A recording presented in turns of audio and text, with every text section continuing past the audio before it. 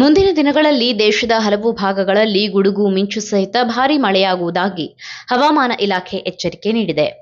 IMD ನೀಡಿರುವ ಮಾಹಿತಿಯ ಪ್ರಕಾರ ಜಮ್ಮು ಮತ್ತು ಕಾಶ್ಮೀರ, ಲಡಾಖ್, ಹಿಮಾಚಲ ಪ್ರದೇಶ ಮತ್ತು ಉತ್ತರಾಖಂಡ್ಗಳಲ್ಲಿ ಮಳೆ ಜೊತೆಗೆ ಹಿಮಪಾತವಾಗುವ ನಿರೀಕ್ಷೆ ಇದೆಯಂತೆ. ಈ ಪ್ರದೇಶಗಳಲ್ಲಿ ಗಂಟೆಗೆ 30 ರಿಂದ 50 ಕಿಲೋಮೀಟರ್ ವೇಗದಲ್ಲಿ ಗಾಳಿ ಬೀಸಬಹುದು ಅಂತ ಮುನ್ನೆಚ್ಚರಿಕೆ ನೀಡಿದೆ. ಮಾರ್ಚ್ 26ರಂದು ಪಂಜಾಬ್, ಹರಿಯಾಣ, ಚಂಡೀಗಢ ಮತ್ತು ದೆಹಲಿಯಲ್ಲಿ ಗುಡುಗು ಸಹಿತ ಮಳೆಯಾಗುವ ಸಾಧ್ಯತೆ ಇದೆ.